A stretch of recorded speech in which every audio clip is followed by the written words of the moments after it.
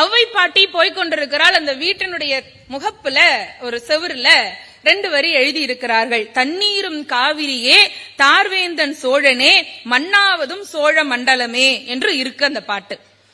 இது என்ன, இந்த 2 வரி கொஞ்சம் தாண்டி போறா. ஆனா போனாலும் அவளால பரவாயில்லன்னு போக முடியல. மனசுக்குள்ள ஒரு குறுகுறுப்பு வரும் இல்லையா? மீண்டும் அந்த வீட்டுக்குள்ள போறா. வீடு கதவு திறந்துதான் இருக்கு. உள்ள போய் எட்டி பாக்குறா.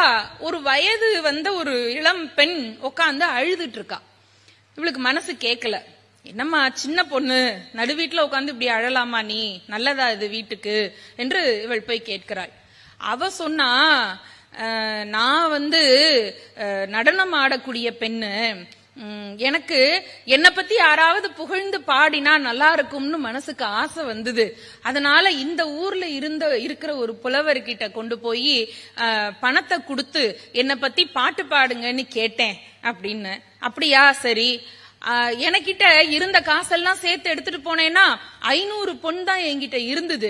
அதையெல்லாம் கொண்டு போய் கொடுத்து அவர்கிட்ட பாட்டு சொல்லுங்க என்ன பத்தி அப்படின்னு கேட்டா அவர் அரை பாட்டு பாடினார். ஏன்னு கேட்டா அவர் ஒரு பாட்டுக்கு 1000 பொன் வாங்குறவராம். எப்படி பாருங்க, அவரு முதல்லயாவது அதை சொல்லி இருக்கணும். 500 பொண்ணு கொடுத்ததுனால அரை பாட்டு பாடிட்டாரு அப்படின்னு அழுதா. அதான் தண்ணீரும் காவிரியே, தார்வேந்தன் சோழனே, மன்னாவதும் சோழ மண்டலமே அப்படின்னு பாட்டு நின்னு போச்சு. இப்போ ஔவைக்கு மனசு கஷ்டமா போச்சு. ஒரு அழகான அந்த அன்பான பொண்ணு, அவளை பத்தி 2 வரி பாட்டு கேட்கிறா. அதை முழுமையா பாடி கொடுத்துட்டு போகாம இந்த புலவர் இப்படி பண்ணிட்டாரே அப்படின்னு சொல்லிட்டு, அந்த புலவர் கம்பர்னு ஒரு செய்தி இருக்கு, இன்னொன்னு செய்தியில பொய்யாமொழி புலவர்னு இருக்கு. இப்ப நமக்கு அது தேவையில்லை.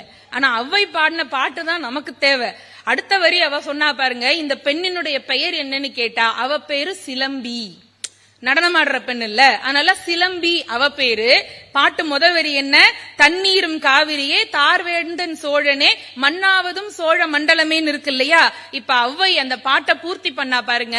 பெண்ணாவாள் அம்பொர் சிலம்பி அரவிந்த தாளினையும் செம்பொர் சிலம்பே சிலம்பு என்று சிலம்பியை பத்தி பாட்டு எழுதி பூர்த்தி பண்ணா அந்த பெண்ணுக்கு மகிழ்ச்சி வந்தது. இது ஒரு எளிமையான பொண்ணுகிட்ட ஔவை நடந்து கொண்ட விதம்.